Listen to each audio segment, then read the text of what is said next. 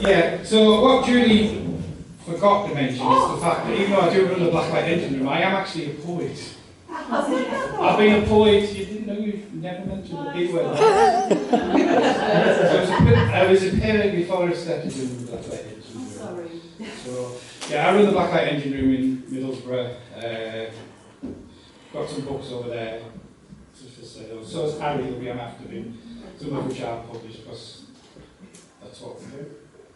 We publish each other and he takes me for rides in his car. So, this first poem is called The Agony of the Everyday. That this morning is timeless and will keep repeating until its import becomes meaningless. There is no today and your memory is faultless, but fallible, and will fool you into thinking you can hold on to this moment. That's fantastic.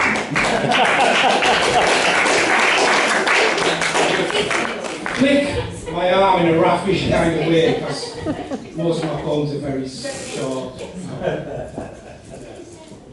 So, Harry was reading afterwards. Me and him, well, we used to before, we'd go around the country and read poetry. So we were in Lichfield last year, which was lovely, especially since before we went, printed out a photograph of the town centre and this marked where all the charity shops were, so it was a lovely afternoon.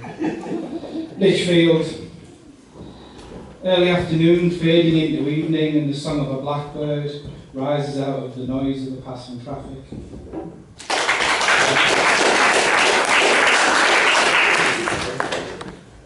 But this next poem's not very good, but I'm going to read it myself. I'm going to read it for Harry because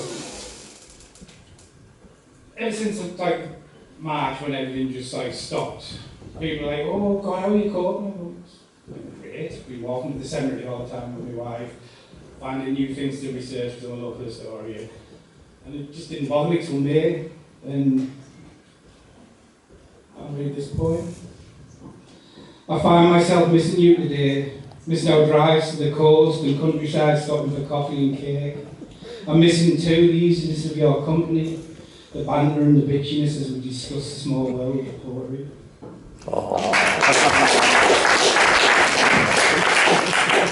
I have to do nice things like that occasionally because I spend most of my time sort of taking the piss out of them. So this next poem is called Autumn. My breath shows grey against the dark brown of the brick, and a thrill, small but distinct, goes through when I notice it. I wrote that last month. It's just that thing, I was like, oh, it's autumn, get in. The drone of grass cutters is endless, a nail driven between my eyes. Midway through a very low period when I wrote that. It's not very mild. What's wrong? It's not very mild. No, but everyone can see me. They'll put the back on this, yeah. You what? I know, but they're for distance. Oh, if I put them on, I'll be like, I'm not even an idiot. Yeah. Not that old, yes. I forget to do a lot of things and not put my glasses on. I can't actually see any of you properly because you're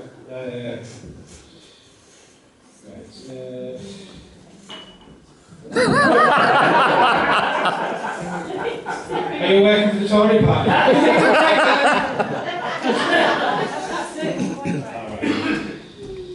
It's on these mornings, cool with the approach of autumn, that you look up in wonderment at the pale sky and realise with a lurch that the swifts have gone and summer is over once more.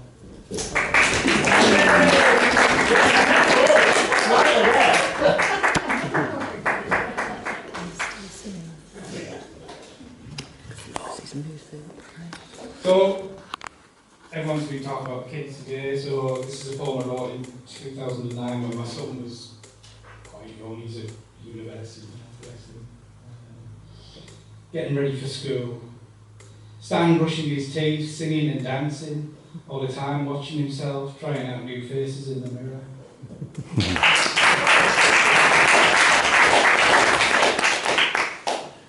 So, when he was quite small, he loved Lego, so I used to sort of, every time I saw bits of Lego in the street, I'd pick them up. We got to a point where I started dreaming about Lego. Then we moved house, and we moved to like Linthorpe away from the town centre, and you just stopped playing with his Lego. So this is called Lego. Lying on the ground, a piece of blue Lego, that time now gone.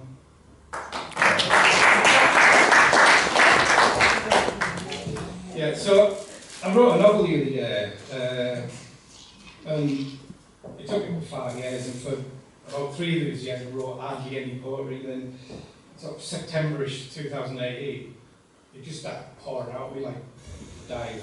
So I was writing about 100 poems between September and December. This is one of them. Flags that hang windless and unseen. No joy in the expectation of joy. No hands to replace what you have taken from us. You are not talking to me.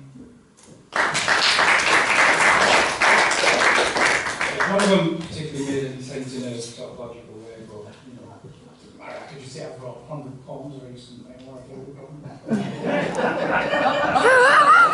I done? So Janet mentioned my Instagram things.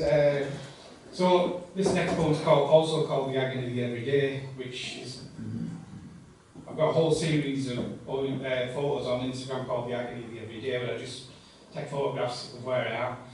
So if you're on Instagram and you type in Morbid the Poet, that's me, and there's just loads and loads of photos of streets in Middlesbrough. But they're really beautiful. Even if I do say something. The agony of the everyday. That you can't go back ever, and this will torture you throughout your life. That the past is gone, even as it remains a tantalising ghost that can only be made solid by an act of imagination you find hard to summon, and it will never be solid. That the here and now is a lie, the present moment is a fleeting thing, and to say the now is an effort of will, and the now you spoke of is already in the past. That your body is heavy with memory, and memories change with time. That one day you will end and the world will carry on as if you never were.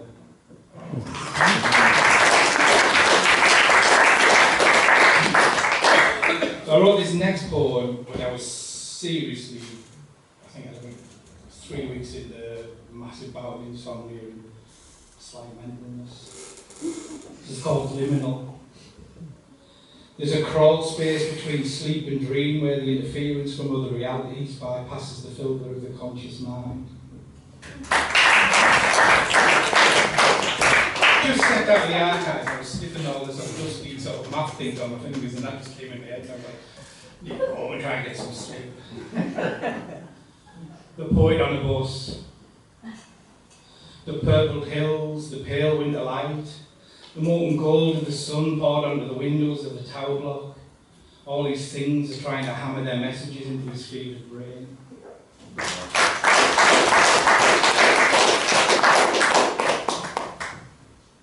So I've got 4 copies of chapbooks. It was published by Red Squirrel called Gorged on Light, and it's out of print now, so they're like proper collectible.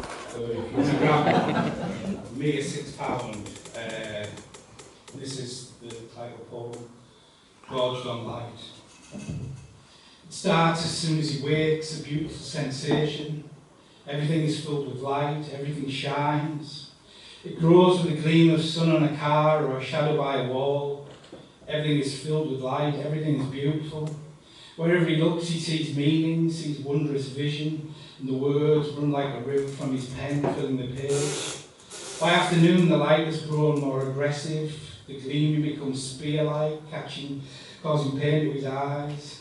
His sight burns with an accumulation of sensation as every tree, cloud, and person screams for attention. The light assumes an element of gravity and begins to pull, push and pull, push and pull till his eyes want to fall out. Where the morning was all symmetry and glowing shapes, the evening holds only jagged angles that weigh upon the senses. Sleep, the only way to deal with this engorgement, waits at the end of a tunnel full of harsh echoes.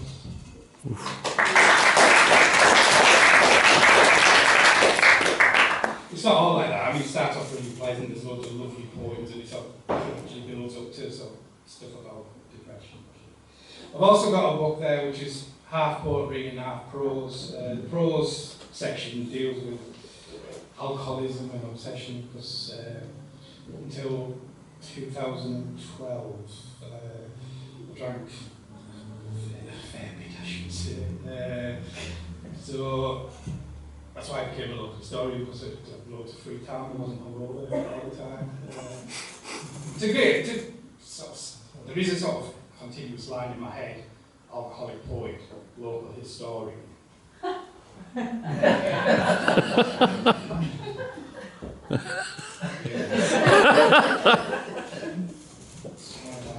So yeah, these sort of short prose pieces deal with alcoholism, the golden light. Sometimes when you're drinking, your body isn't heavy, but something light and joyous. There's a state of grace you can only reach through alcohol. Returning to the sober world is always a lurch, smooth though the transition can be at times. The light is no longer there. I'm just thinking right about how miserable and depressing being an alcoholic is, because, I mean, everyone does that, don't they? So some of the little pieces are actually about why, you know, it was such a nice thing, staying drunk for days at a time.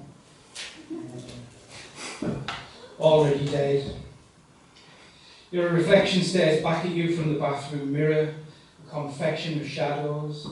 Behind your head, the passageway is lit up and the door leading into the living room is closed. The water in the sink is cold and clear, your hands numbing from being left in it too long. Eventually you raise them to your face, water dripping down the sides of the cup of flesh.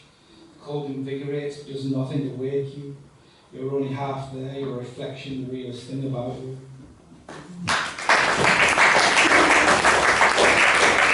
I'm actually going to finish on a really up note as well, but I didn't get too much black things first. The beginning of forever. I posted this on Facebook, and this woman who was in her 70s from Middlesbrough went, "Oh dear."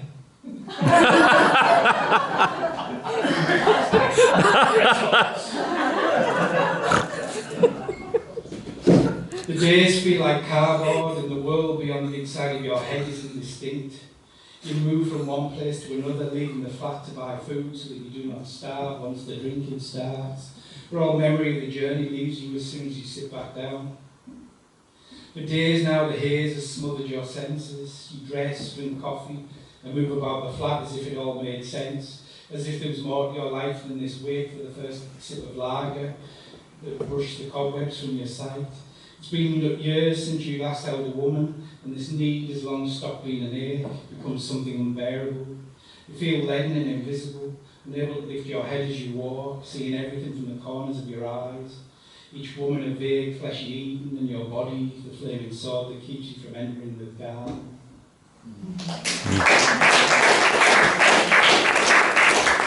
4 days sober. The hunger which has been hanging around all week like an unwelcome guest, gnawing at your insides, at your resolve, waits in the tall walls of your living room, the itch you don't want to scratch, growing harder to ignore. Moment by moment, second by second, the afternoon stretches out as if on a rack, and each breath is a turn of the screw, the pressure of holding together becoming harder to bear.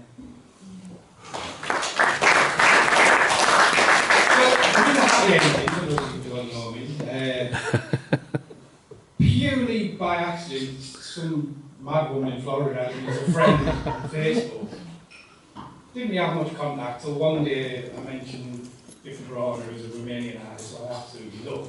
She said, "Oh, that's why I had your friend." We started talking, I sent her some stuff. Purely by accident, I was drunk one night up in Trimden, 3 o'clock in the morning when I didn't have internet. Got chatting and she announced that she really liked me. And a fortnight later, she moved into the other side of her house away from her husband. Then she came over to stay for a fortnight in 2009. I said, "Oh, you'll love it in November." I said, "It's great, really mild winters. Worst winter for 30 years. Total liar." So, I mean, it was that bad that we couldn't even leave the house for 3 days. Because side street, there's no bloody gritting. And that was in 2009. She went away for 4 months, come back in May 2010, and she's been here ever since. Mostly because I got locked in the basement. So, yeah, if it hadn't been for it, I wouldn't have got sober. I wouldn't have done most of the stuff I've done recently.